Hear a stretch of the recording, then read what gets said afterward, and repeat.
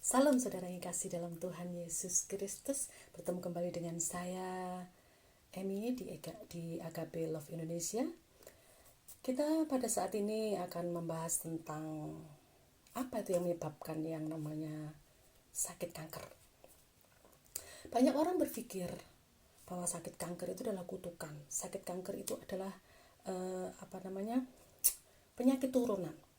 Tetapi mungkin itu ada benarnya juga. Tetapi yang terpenting adalah satu. Apa yang menyebabkan sakit kanker itu sebetulnya? Saya sudah beberapa kali bukan meneliti, tapi memperhatikan. Ada beberapa kasus yang pernah kami lihat dengan mata kepala sendiri bersama suami.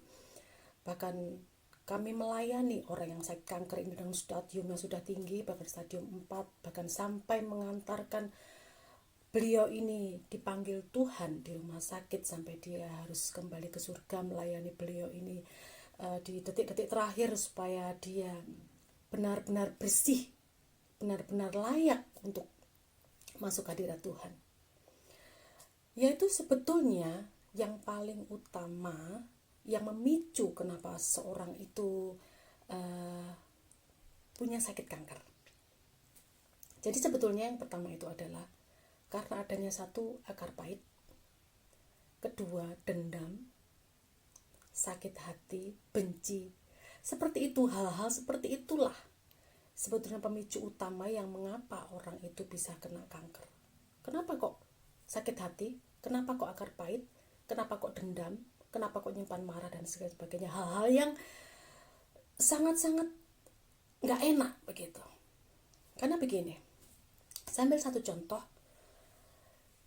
Di saat seseorang menyimpan kepahitan dalam hatinya, seseorang menyimpan marah dalam hatinya, dan itu tidak dia lepaskan, dia tidak mau mengampuni, dia tidak mau memberikan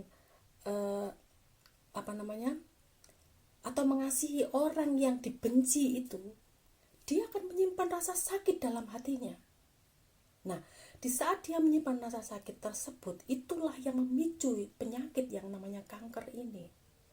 Jadi dia namanya hati ini semakin kemerungsung begitu ya. Artinya contoh nih, saat kita marah pada seseorang, saat kita sakit hati dengan seseorang, saat kita membenci seseorang, itu semakin lama kalau kita pendam, itu semakin lama semakin bertumpuk. Jangankan kita bertemu dengan orangnya, ada seseorang yang menyebut namanya saja, itu akan membuat hati kita tuh sakit banget begitu ya.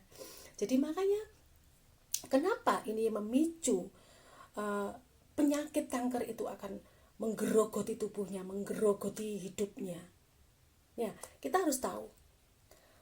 Ada firman Tuhan mengatakan demikian. Bersukacitalah senantiasa di dalam Tuhan.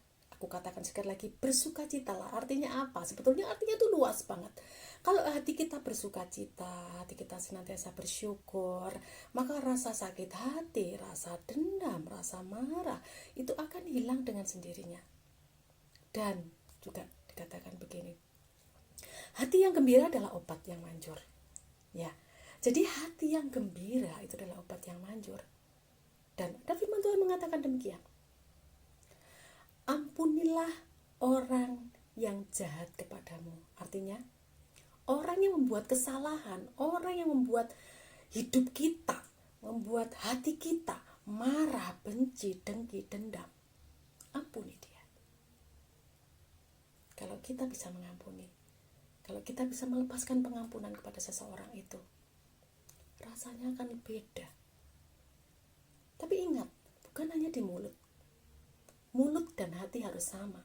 Seringkali kita menjumpai mulut dengan hati tidak sama.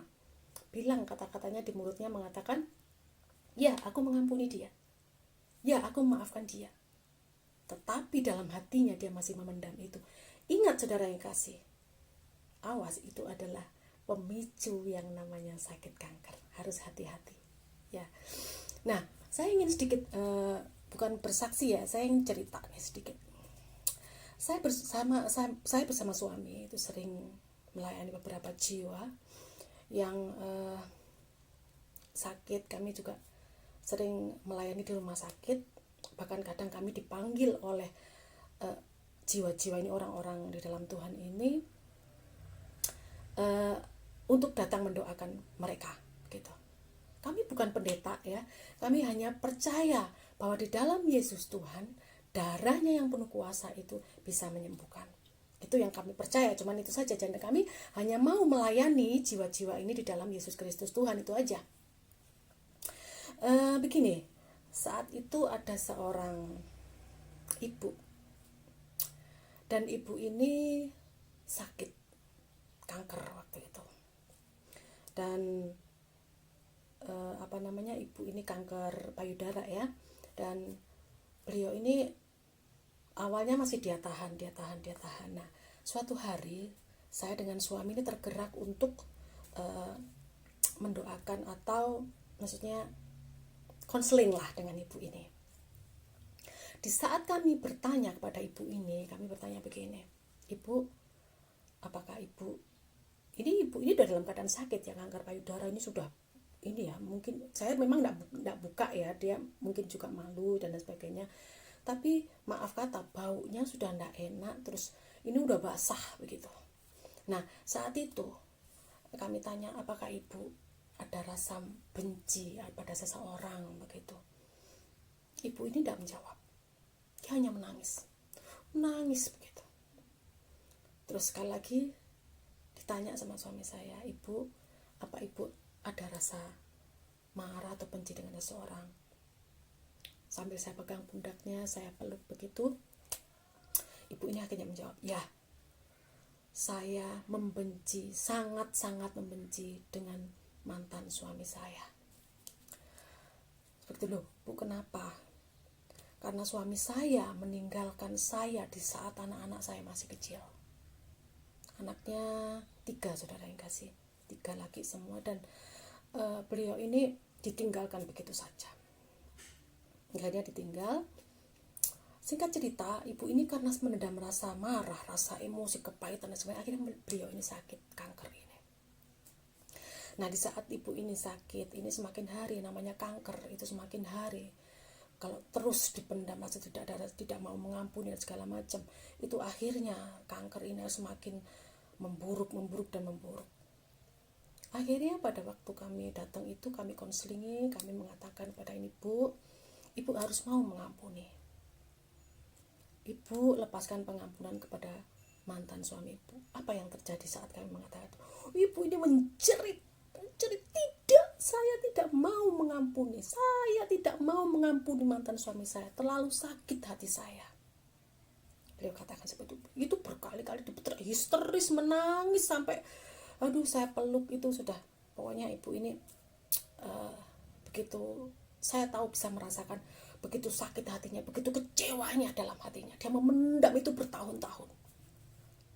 Singkat cerita, kami berdua, saya bersama suami itu mengatakan pada ibu ini seperti ini, ibu, ingat, Tuhan Yesus saja mau mengampuni kita. Dosa kita ini sudah bertumpuk-tumpuk. Bahkan orang yang menyalibkan Tuhan Yesus saja diampuni. Bayangkan, kalau kita aja diampuni oleh Tuhan, Tuhan aja mau mengampuni kita, kenapa ibu gak mau mengampuni mantan suami ibu? Tapi itu sakit, masih memberontak. Akhirnya lambat laun sambil kita doakan, sambil kita berikan pengertian, akhirnya ibu ini bisa menerima dan akhirnya bisa rendah hati. Akhirnya ya sudah, saya mau mengampuni. Singkat cerita, kami doakan bersama suami saya, doakan ibu ini. Akhirnya semakin hari semakin kita pantau terus ibu ini. Akhirnya beliau ini memaafkan. Akhirnya berapa hari kemudian anaknya menelpon kami bahwa mantan suaminya ini datang. Mantan suaminya datang dari luar kota begitu, dan mantan suaminya ini memohon ampun, memohon maaf atas apa yang sudah dia kerjakan kepada istrinya. Akhirnya singkat cerita mereka berrekonsiliasi, saling memaafkan, saling mengampuni, dan ibu ini ada di rumah sakit. Singkat cerita, karena ibu ini sudah stadium 4 kankernya. Kami terus melayani, kami sering datang ke rumah sakit bersama suami saya. Akhirnya singkat cerita, ibu ini merasa sudah tidak mampu, sudah merasa aku tidak kuat begitu. Minta pulang dari rumah sakit maksudnya begitu kan. Kami tahunya seperti itu, bahwa ibu ini minta pulang dari rumah sakit, pulang ke rumahnya. Dan anaknya ini akhirnya mengatakan, ya sudah, kalau memang mama mau pulang ya kita pulang. Singkat cerita saudara kasih, pulang di rumah sekitar 2-3 hari di rumah. Dan beliau ini hanya di saat terakhirnya beliau ini hanya minta diantar anaknya berkeliling rumah untuk di kompleks perumahan itu untuk melihat-lihat. Dan beliau ini ingin ketemu orang-orang yang dia kenal untuk apa? Untuk meminta maaf gitu. Nah, akhirnya singkat cerita, setelah itu ternyata Tuhan itu punya rencana luar biasa. Setelah ibu ini sudah melepaskan pengampunan, ibu ini sudah memberikan hatinya untuk Tuhan dengan sepenuhnya, ibu ini dipanggil Tuhan. Makanya satu poin, di saat kita benar-benar sudah melepaskan pengampunan itu, dan di saat kita benar-benar sudah berserah kepada Tuhan, maka Tuhan akan berkarya. Kenapa kadang-kadang orang susah mati? Kenapa kadang-kadang orang kok sakitnya tidak sembuh-sembuh, dan sudah sepertinya sudah mau mati tapi tidak mati-mati? Itu kenapa? Karena Tuhan masih ingin orang ini membersihkan semuanya, membereskan semuanya, seperti itu. Jadi saudara yang kasih, satu yang harus kita ingat, jangan pernah memendam yang namanya akar pahit, jangan mendam kemarahan, kebencian. Itu yang akan memicu yang namanya sakit kanker. Itu saudara yang kasih, mungkin itu yang bisa saya bagikan saat ini. Mungkin di lain waktu saya akan bagikan hal-hal yang lebih baik lagi, supaya kita semakin semangat untuk kita terus mengkaji. Dan jangan lupa di subscribe, di like, di komen, dan di share ya, supaya saya lebih semangat lagi memberikan konten-konten dan video-video yang menarik untuk memberkati kita semuanya. Terima kasih, Tuhan Yesus memberkati.